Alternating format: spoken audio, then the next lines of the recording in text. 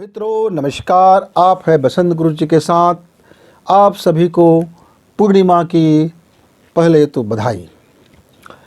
फिर दूसरी बात ये उड़ता है मित्र, क्या वाकई में, क्या सच में शरद पूर्णिमा को अमृत की वर्षा होती है?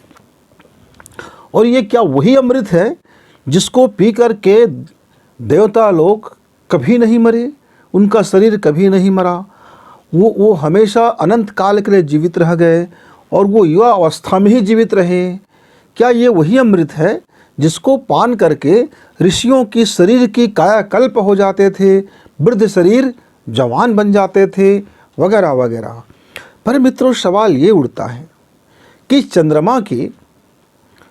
चंद्रमा के प्रकाशित होने और चंद्रमा के प्रकाशित नहीं होने पर इस अखिल ब्रह्मांड से निकलने वाली जो वाइब्रेशन है वह धरती की पानी माने ओस की बूंद पे अमृत बनकर कैसे आता होगा? फिर लोगों ने ये भी कहा, मैं बचपन में सुना तो थोड़ा पगलेट हो गया, कहा कि पूर्णिमा के दिन, शरद पूर्णिमा हो, बुद्ध पूर्णिमा हो, गुरु पूर्णिमा हो इत्यादि, जिस दिन पानी यानी ओस की बूंदें गिर जाए सीप के मुंह में तो मोती बन जाता है। भाई आज तो विज्ञान उसको नकार देता है, बिल्कुल दूसरी मामला हो गया है। फिर कहते हैं बांस में गिर जाए तो वो वंशलोचन बन जाता है, दुनिया का सबसे महान जहर बन जाता है।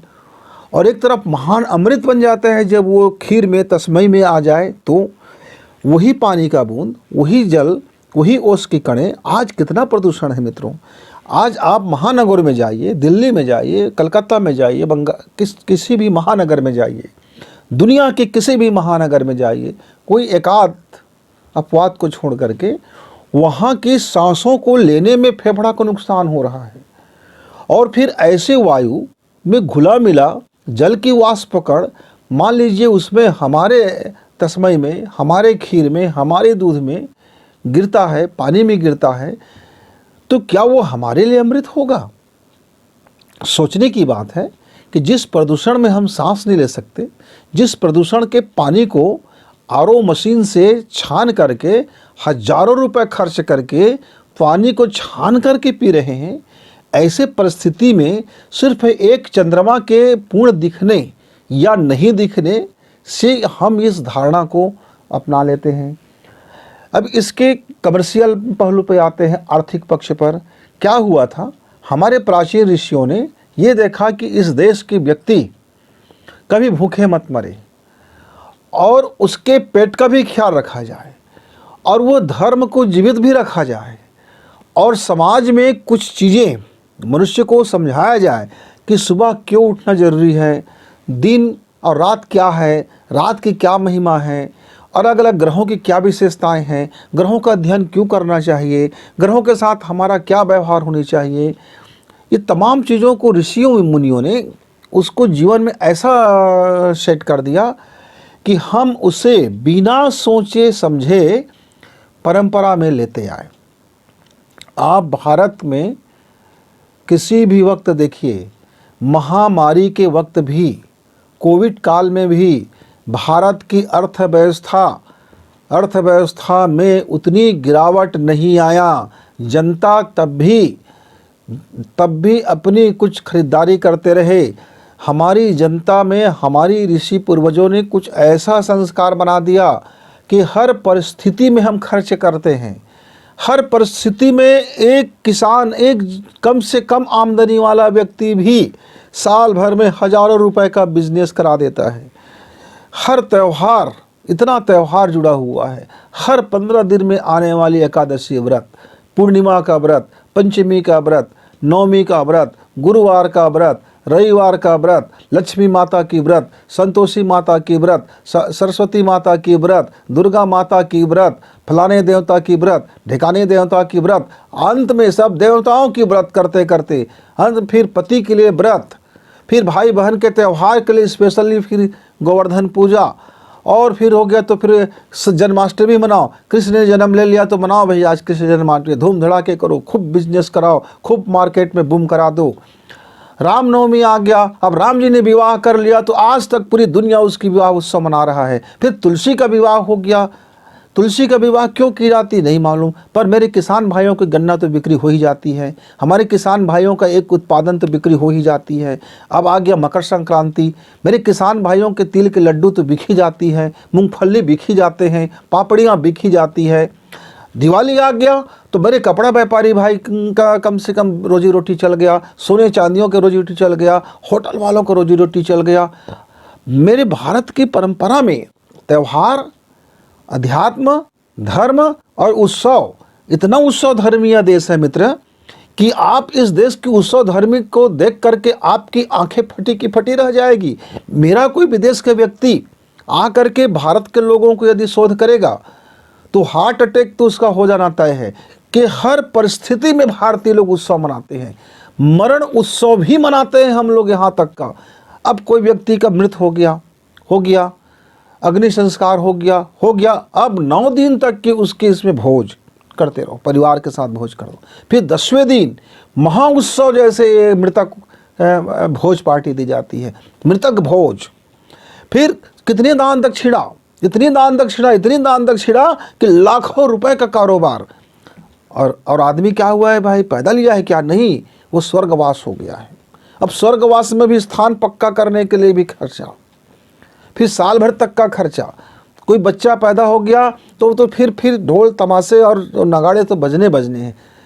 अब कोविड जैसे समय में कि आदमी भयभीत होकर के कोई उत्सव नहीं मना रहे थे, उसके बावजूद भी आप बाजार का रिकॉर्ड देख लो, भारतीय बाजार का रिकॉर्ड देख लो, कोई भी त्यौहार ऐसा नहीं गया था जिसमें भारतीय बाजार के चेहरा में रौनकता नहीं आया था।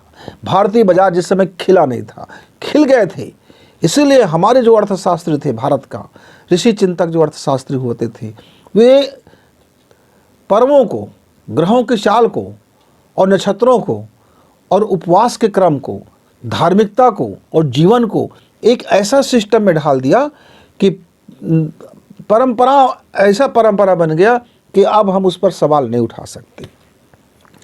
मकर संक्रांति सब जानता है कि मकर रेखा में प्रवेश होता है धरती, तो उस समय नहाने की, दान दक्षिणा करने की और वगैरह वगैरह करने की, हवन पूजन करने की कितनी परंपराएं हैं।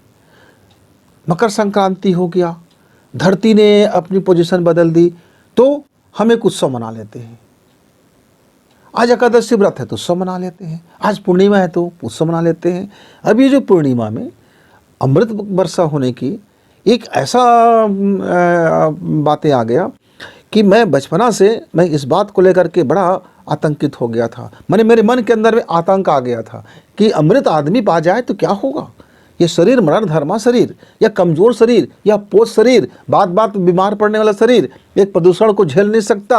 अरे एक जगह से जाकर दूसरी जगह पानी पी लो तो आदमी को छींक आ जाता है, थोड़ी मौसम बदल गया तो सर्दी खांसी के मारे मरने लगते हैं। एक मामूली कोविड आदमी को थर थर नचा दिया, काँप गए आदमी। अरे मास्क क्या, वो बड़े बड़े चीज़ों को लगाने लगे, अपने परिजन के भी बीमार है तो उसके करीब जाने से कतराने लगे। सारा मटोल घटोल सब पोल सोल खोल दिया एक कोविड ने। बताइए तो जरा, फिर ऐसे शरीर यदि अमृत हो मिल जाए और अमृत पान कर लें और मेरा ये शरीर अनंत काल तक जीवित रहे, तो मित्रों आपकी गहरी आस्था, विश्वास ईश्वर नहीं होने पर है, ईश्वर की न्याय पर आपकी बिल्कुल भरोसा नहीं है। इसीलिए आपने प्रकृति के विरुद्ध हमेशा उत्सव मनाते हैं और सोचते हैं कि एक अमृत हम पिएंगे और हम अमर हो जाएंगे, हम अमृत पिएंगे हम स्वस्थ हो जाएंगे, हम अमृत पिएंगे और हम महात्मा बन जाएंगे, हम अमृत पिएंगे फलाने बन जाएंगे, हम कुंभ में नहा लेंगे तो कुंभ मतलब क्या, घड़ा, और कुंभ मतलब क्या, अमृत की घड़ा। अब किसी ज़माने में देवताओं के लिए, अब देवता को दिखा देते हैं मेरे महान लोग के द्वारा, सुरा में मगन है, सुंदरी में मगन है, तो भैया मेरे जैसे आदमी का तो दिमाग खराब हो जाएगा। जो सुरा पीता हो, जो सुंदरी में मगन हो, वो किस बात की देवता।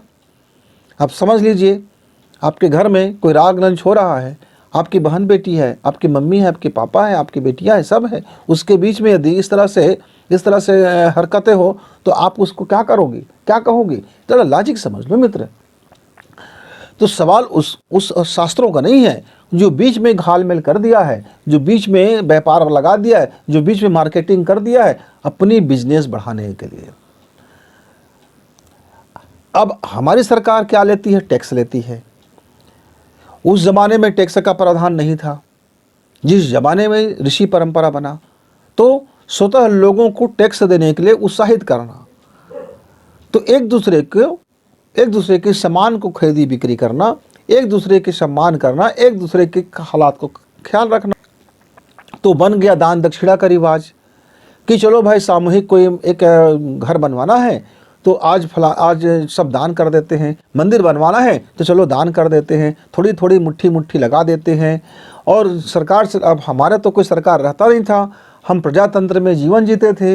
एक गांव था, उस गांव का परिपालन उस गांव के मुखिया लोग कर लिया करते थे। तो चलो गांव में कुछ एक के घर के पास भैया थोड़ा सा ज़्यादा पूंजी हो गया, एक के आदमी गरीब हो गया है, लेकिन उत्सव दोनों को मनाना है तो एक काम करते हैं, बराबर भाव से मना लेते हैं। तो सामूहिकता की, साझा चूल्हा की बात चल पड़ी, रंग गुलाल की बात चल पड़ी, अलग अलग त्योहारों में अच्छा भोजन करने की बात चल पड़ी कि भैया 8 दिन कमाते हैं, गरीब आदमी है तो एक दिन तो अच्छा भोजन कर लिया जाए।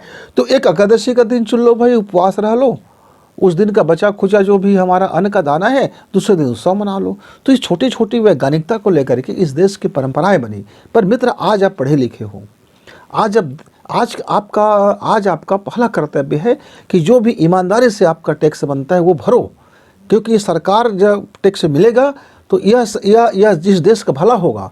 वैसे ही जब चुनाव आता है, निर्वाचन आता है, तो ईमानदारी से आप अपने ईमान का और अपने बुद्धि और अपने चिंतन का उपयोग करके और मतदान करो, जरूर करो। तो ये आजकल का अब हो गया है मतदान। अब ऋषि चिंतन के ज़माने में मतदान तो नहीं होते थे, तो किसी ने गाय दान कर दिया, किसी ने बछिया दान कर दी, किसी ने धन दान कर दिया, किसी ने गौ माता दान कर दी, किसी ने सोना दान कर दी, किसी ने चांदी दान कर दी। अब तो मतदान की ज़माना आ गया है, अब इसके लिए कौन सा शास्त्र बनाया जाए। तो मित्रों, थोड़ी सी समझने की बात है, थोड़ी सी विज्ञान की समझने की बात है। चंद्रमा का घटना और बढ़ना ये किसी के श्राप और किसी के वरदान के कारण नहीं मित्र। आप ठीक से शास्त्र पढ़ो, आप ठीक से वेद पुराण का अध्ययन करो, किसी के बोलने पर मत जाओ, पढ़ाई करो, खूब पढ़ो। आज एजुकेशन है, आज स्वतंत्रता है। आप संस्कृत सीखो, हिंदी सीखो, अंग्रेजी सीखो, रशियन सीखो, जापानीज सीखो, जो भाषा आपको सीखने सीखिए। पर आज आप अपना ज्ञान का इस्तेमाल आप क्यों नहीं करते? आपने पढ़ा लिखा है, आप एजुकेटेड हो, आप पढ़ सकते हो, तो आप पढ़िए ना, वेद को पढ़िए ना, पुराण को पढ़िए ना, शास्त्रों को पढ़िए ना, मंत्रों को पढ़िए ना, समझिए ना। आप बिना पढ़े, बिना समझे, बिना कुछ करे, अनपढ़ जैसे क्यों आप मान लेते हो? किसी ने कहा मान लिया, किसी ने कहा मान लिया, किसी ने कहा मान लिया, तो मान लिया फिर आपका पढ़ा लिखे होने का मतलब क्या? सनातन धर्म में एक बढ़िया बात है, हिंदू धर्म कह लो, सनातन धर्म कह लो, एक बढ़िया बात है, आप इसमें जितना भी रिसर्च करो आपको ईश्वर द्रोही नहीं कहा जाएगा। जब तक आप ईश्वरीय व्यवस्था को समझ न लो, ईश्वरीय चिंतन समझ न लो, जब तक आप उसकी खोज ना कर लो, तब तक आपको पूरी छूट है। आप पढ़ो, लिखो, अध्ययन करो, साधना करो, उपासना करो, आराधना करो, कट्टरता नहीं है। आज से 30 साल पहले की बात है मित्र, 30 साल पहले की बात है कि बुद्ध पूर्णिमा का दिन था। रात्रि बुद्ध पूर्णिमा के हम लोगों को एक घूमने जाना हुआ, मेले जाना हुआ, सैर सपाटे। वहाँ एक बड़ा मेला लगा हुआ था, लोगों को प्रसाद दी जा रही थी और उस प्रसाद में बताया जा रहा था कि आज के दिन जो यह प्रसाद खा लेता है वो समस्त रोग से मुक्त हो जाता है। और बड़ी भीड़ थी, लोगों की लंबी लंबी लाइन लगी हुई थी, पूरी मार मचा हुआ था और लोग प्रसाद खाते थे और लाखों का कारोबार हुआ उस रात में, क्योंकि मेला जैसे स्थिति था। तो पान वाले, ठेले वाले, होटल वाले, मोटल वाले से लेकर के सबका एक बड़ा अर्थतंत्र खड़ा हुआ। मैंने उनमें से कुछ मित्रों को मैं जानता था, मैंने कहा तुमको बीमारी है? बोले हाँ। तो ये प्रसाद खाने से तुम ठीक हो जाओगे? तो बोले हाँ, अच्छी बात है। तो ये रोज़ क्यों नहीं मिलता? तो बोले नहीं, आज ही के दिन इसमें अमृत वर्षा होता है और ये जड़ी बूटी मिला करके उसको औषधि बनाई जाती है, तो आज के दिन ही ये मिलता है और ठीक हो जाता है। तो बोले ठीक, आपका ठीक हो जाए तो मुझे बताना। मैंने 2 साल बाद फिर उनसे मिला, मैं बोला आपका बीमारी ठीक हुआ? नहीं, बोले कि 3 बार खाना पड़ता है। मैं 2 ही बार खाया। तो बोले एक बार और खा लो। फिर मैंने पूछा अब ठीक हुआ? तो बोला नहीं, कुछ समय के लिए ठीक हुआ था, फिर नहीं हुआ। तो मैं बोला मित्र, आप एक औषधि लो, उस औषधि पर आप अपना चंद्र स्वर से मंत्र करके उस औषधि को परिपाक करो। उस औषधि को फिर निघुट्टी मिला करके, उसको घोंट करके, उसको रस दे करके, उसको 24 घटी घोंट करके, उसके जो रस और बन जाए और उसके जो सात्विक चीज़ बन जाए, उसको जिह्वा में चाट के देखो। और आप ऐसा प्रतिदिन सुबह शाम करना, और आहार को आप व्यवस्थित रखना कि आप खाना क्या खाना, और विहार को सुरक्षित रखना कि आपको वासना इत्यादि से क्या दूर रहना है। आपको मन को साफ रखना है कि मन में गंदगी ना बैठ जाए भैया, मन में किसी के प्रति आपका क्रोध ना आए, मन में किसी के प्रति आपका गाली गलौज ना करना, मन से किसी के प्रति पाप ना करना। ये तमाम चीज़ों को थोड़ा सा अनुशासन कर लो, और देखना वो जो अमृत एक दिन बरसता है साल भर में, आपके यहाँ अब रोज़ अमृत बरस जाएगा। तो कहा अच्छा ऐसी बात है? बोला हाँ ऐसी बात है। तो उसने उस औषधि को ले के आ गया। आने के बाद उसने 24 घंटा तक अब घोटना था। तो भाई एक आदमी 24 घंटा तो किसी भी औषधि को घोट पाना आसान नहीं है। ये न्यूनतम है 24 घंटा का। 24 घंटा 72 घंटा कई ऐसे ऐसे घटी में आयुर्वेद में उसको सत्व को निकाला जाता है। फिर उन्होंने किया, मेहनत किया, परिवार मिलकर मेहनत किया, और उस अनुपान के हिसाब से उसने दवा लेना शुरू की। मित्रों वो 6 महीना में वो लगभग जिस बीमारी का वो दवा था, वह बीमारी लगभग कम होना शुरू हो गया, काफ़ी मात्रा में कम हो गया। लेकिन मन की गति उनका नहीं सुधरा, चाल चलन नहीं सुधरा, स्वभाव नहीं सुधरा, आदत नहीं सुधरी, दिमाग नहीं सुधरा, विचार नहीं सुधरा, तो फिर बीमार पड़ गए। अब आप शरद पूर्णिमा देखो भैया, अमृत वर्षा हो। तो मित्रों मैंने आज तक अपने इस उम्र में किसी भी पूर्णिमा के रात्रि अमृत बरसते नहीं देखा है। आपने कहीं देखा हो, आप चश्मदीद हो यदि, तो मेरे ईमेल पता या व्हाट्सएप का नंबर मैं अपने यूट्यूब में रखता हूँ, मुझे भी बताना। मैं भी आपके पास पहुँचूँगा और देखूँगा दूरबीन लगा करके कि आपके जिस खीर में अमृत टपका था, कितने लोगों ने उसको पिया और कितने लोग अमर हो गए। जरा मैं भी देखना चाहूँगा, मेरी भी बड़ी दिली इच्छा। लेकिन मैं इसके दूसरे पक्ष से परिचित हूँ। वह कौन सा दूसरा पक्ष है? खगोली पक्ष से। मित्रों चंद्रमा पृथ्वी के रिटर्निंग प्रकाश के ऊपर निर्भर है। सूर्य की प्रकाश के ऊपर हम निर्भर हैं, और हमारे प्रकाश के परावर्तन पर हमारी चंद्रमा निर्भर है। चंद्रमा पृथ्वी का ही उपग्रह है।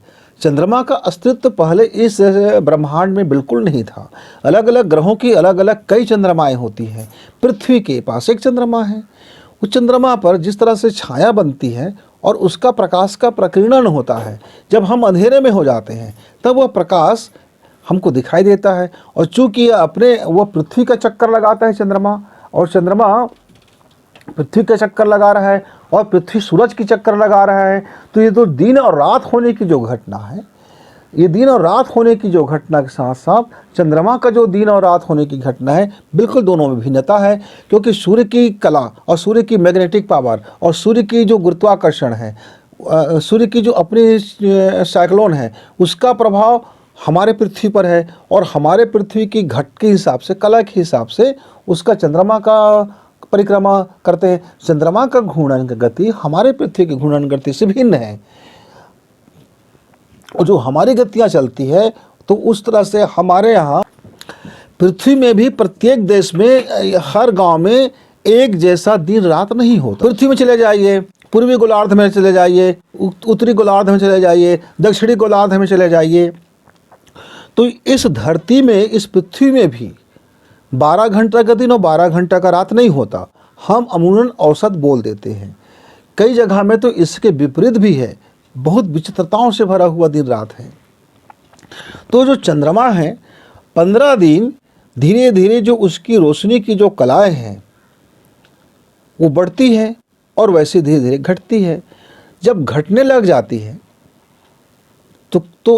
तो क्या बन जाता है? कृष्ण पक्ष बन जाता है।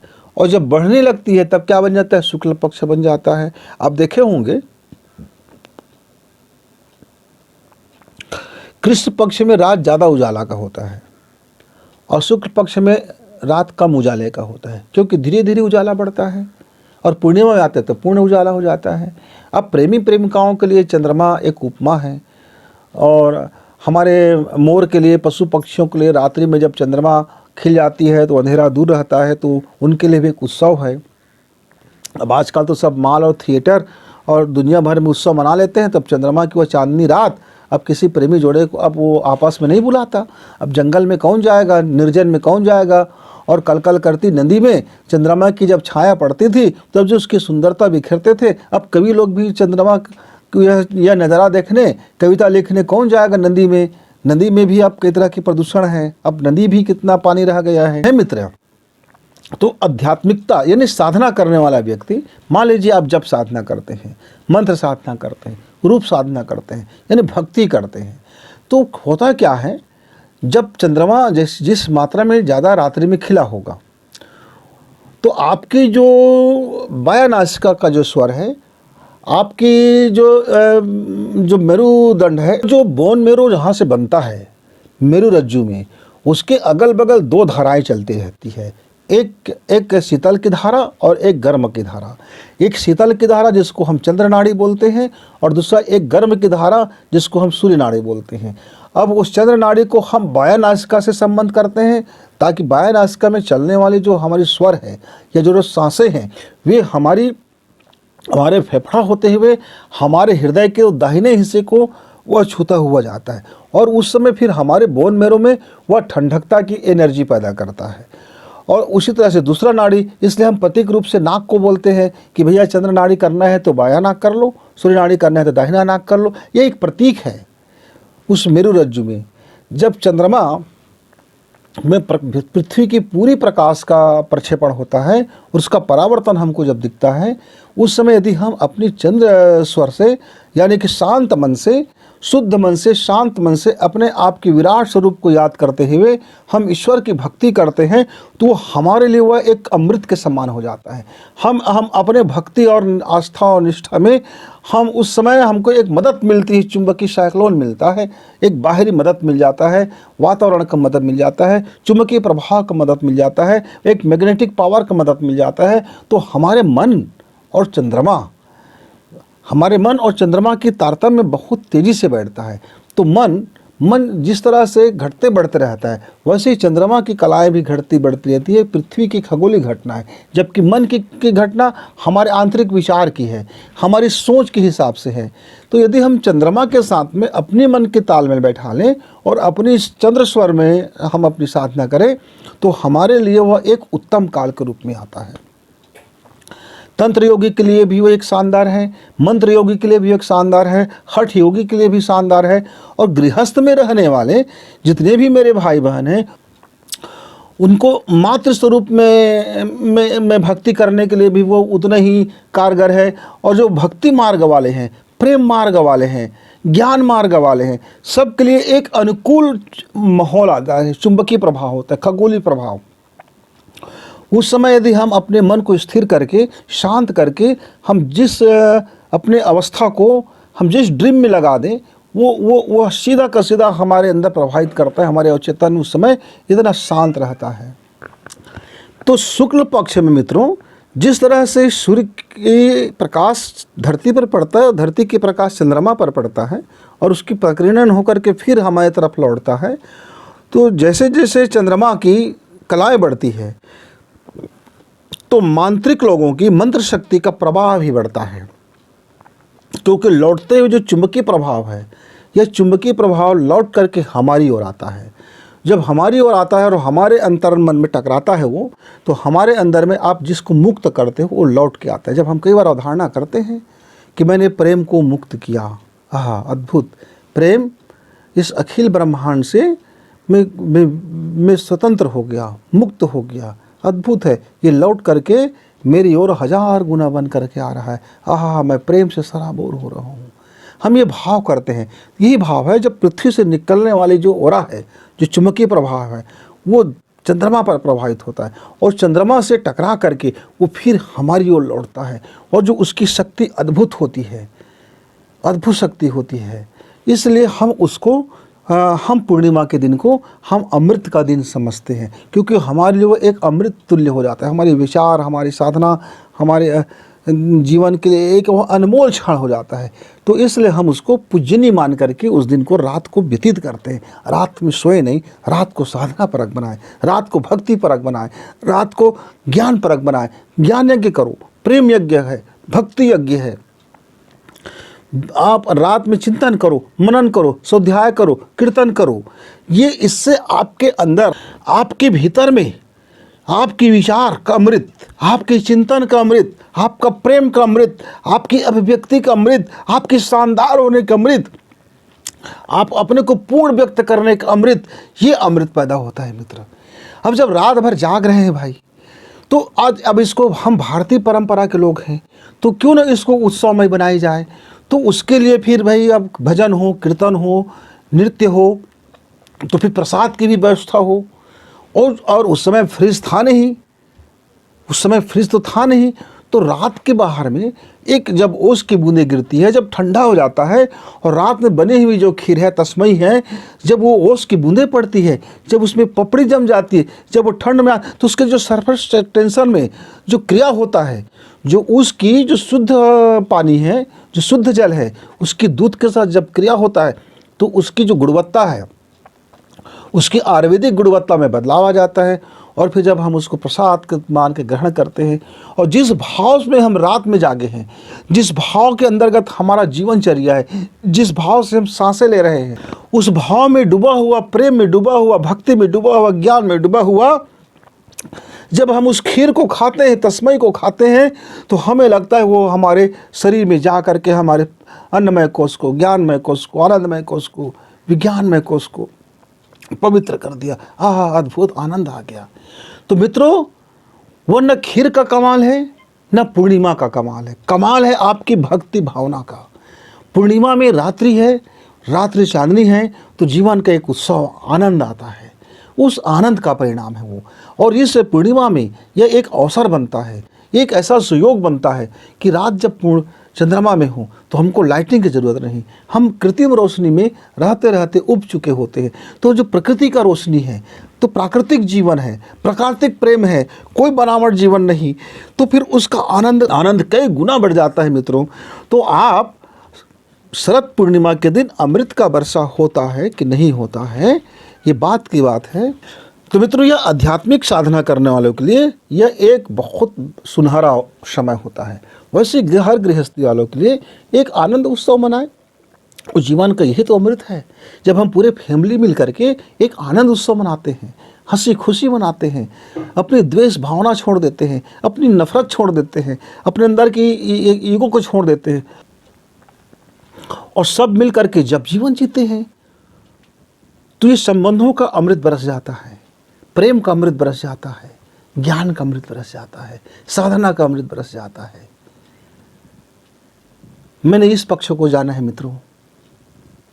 सीधा अमृत बरसने वाली जो कथा कहानी आती है, जिस अमृत को पी के देवता अमर हो गए हैं, तो ऐसा अमृत मुझे आज तक नहीं मिला।